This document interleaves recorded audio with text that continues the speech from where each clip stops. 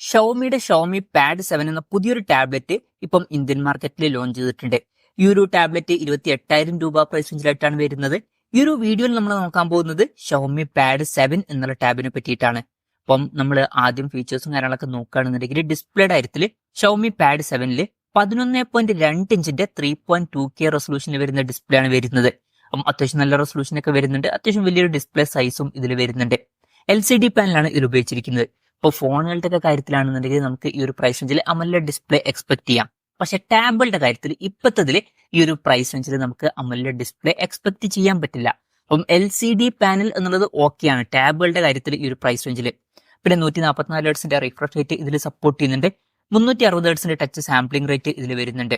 12-bit display, Dolby vision ഇതുപോലുള്ള features ഒക്കെ ഇതിൽ വരുന്നുണ്ട്.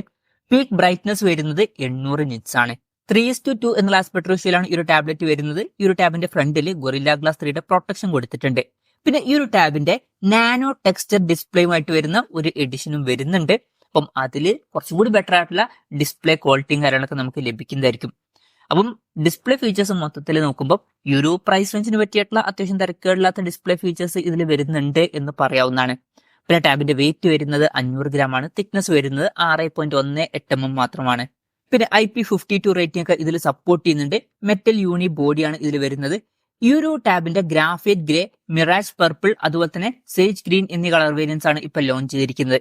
ഇനി പ്രോസസറിന്റെ കാര്യത്തിലോട്ട് വരികയാണെന്നുണ്ടെങ്കിൽ ഈ ഒരു ടാബിൽ സ്നാപ്ഡ്രാഗൺ 7+ Gen 3 എന്ന പ്രോസസറാണ് വരുന്നത്. ഇപ്പം ഈ ഒരു 28,000 രൂപ പ്രൈസ് റേഞ്ചിൽ ടാബുകളുടെ കാര്യത്തിൽ ഇത് മികച്ചൊരു പ്രോസസർ തന്നെയാണ്. അപ്പം ഈ ഒരു പ്രൈസ് റേഞ്ചിനനുസരിച്ചിട്ടുള്ള മികച്ചൊരു പ്രോസസർ ഇതിൽ കൊടുത്തിട്ടുണ്ട്. അപ്പം ടാബുകളുടെ കാര്യം പറയുകയാണെന്നുണ്ടെങ്കിൽ അപ്പം അത് നല്ലൊരു കാര്യമാണ്. പിന്നെ ഈ ഒരു ടാബിന്റെ ബേസ് വേരിയന്റിൽ 8GB റാമും 128GB ഇന്റേണലും ആണ് വരുന്നത്. 12GB റാമും 256GB ഇന്റേണലും ആയിട്ട് വരുന്ന വെർഷനും ഇതിൽ വരുന്നുണ്ട്. പിന്നെ LPDDR5Xന്റെ റാമും UFS 4.0 സ്റ്റോറേജ് ടൈപ്പ് ഒക്കെ വരുന്നുണ്ട്. NFC സപ്പോർട്ട് വരുന്നുണ്ട്. ക്വാഡ് സ്റ്റീരിയോ സ്പീക്കേഴ്സ് ഈ ടാബിൽ വരുന്നുണ്ട്. ഡോൾബി അറ്റ്മോസിന്റെ സൗണ്ട് സപ്പോർട്ട് ചെയ്യുന്നുണ്ട്. Android 15 ബേസ് ആയിട്ടുള്ള ഹൈപ്പർവോയ്സ് സോഫ്റ്റ്വെയർ ആണ് ഈ ടാബിൽ വരുന്നത്. ക്യാമറയുടെ കാര്യം പറയുകയാണെന്നുണ്ടെങ്കിൽ ടാബിന്റെ പിന്നിൽ 13 മെഗാ പിക്സലിന്റെ f2.2 അപ്പേഴ്സിൽ വരുന്ന ഒരു ക്യാമറ സെൻസറാണ് വരുന്നത്. ഫ്രണ്ടിൽ 8 മെഗാ പിക്സൽ സെൽഫി ക്യാമറയും കൊടുത്തിട്ടുണ്ട്.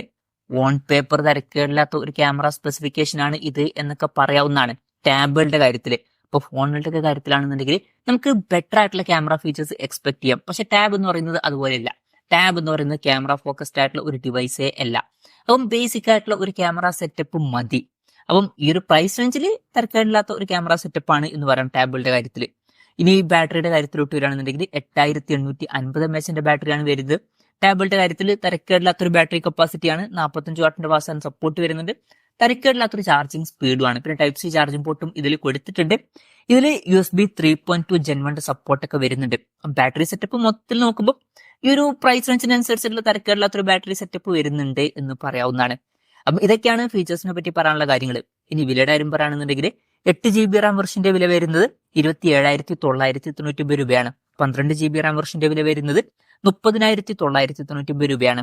പിന്നെ നാനോ ടെക്സ്ചർ ഡിസ്പ്ലേയുമായിട്ട് വരുന്ന എഡിഷന്റെ വില വരുന്നത് 32,999 രൂപയാണ്. അതിൽ 12GB റാമും 256GB ഇന്റേണലാണ് വരുന്നത്. പിന്നെ ജനുവരി 13 മുതലാണ് ഈ ടാബിന്റെ സെയിലും കാര്യങ്ങളൊക്കെ സ്റ്റാർട്ട് ചെയ്യുന്നത്. ICICIയുടെ കാർഡ് യൂസ് ചെയ്യുകയാണെന്നുണ്ടെങ്കിൽ 1000 രൂപയുടെ ഓഫും കാര്യങ്ങളൊക്കെ ലഭിക്കുന്നതായിരിക്കും.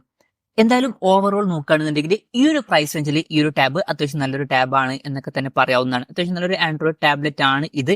പിന്നെ ഒരു കാര്യമുണ്ട്, പൊതുവെ ആൻഡ്രോയിഡ് ടാബുകളിൽ ഓപ്ഷൻസ് വളരെ കുറവാണ്. ഈ ഒരു പ്രൈസ് റേഞ്ചിൽ ഈ ഒരു ടാബൊക്കെ തന്നെ ഉള്ളൂ.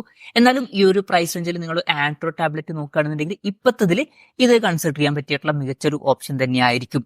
അപ്പം ഇതാണ് ഈ ഒരു ടാബിനെ പറ്റിയിട്ടുള്ള എൻ്റെ ഒരു പേഴ്സണൽ അഭിപ്രായം. ഈ ഒരു ടാബിനെ പറ്റിയിട്ടുള്ള നിങ്ങളുടെ അഭിപ്രായം ജസ്റ്റ് ഒന്ന് കമന്റ് ചെയ്യുക.